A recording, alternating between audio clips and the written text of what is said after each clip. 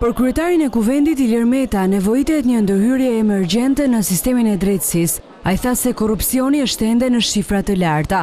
Vetëm angazhimi i qeverisë shqiptare për kryerjen e reformave në këtë sektor na garanton marrjen e statusit kandidat të Shqipërisë për në Bashkimin Evropian.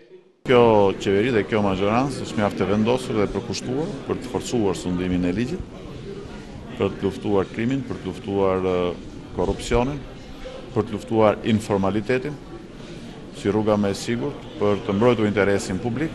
Premtimi ynë kryesor është standarde më të larta për sigurinë dhe mirëqenien e qytetarëve shqiptar. Dhe për këtë na duhet edhe integrimi në Bashkimin Evropian. Në rast se nuk realizohen këto dy të parat, edhe kjo e fundit, natyrisht që nuk është ajo që mendojmë dhe që dëshirojmë të gjithë.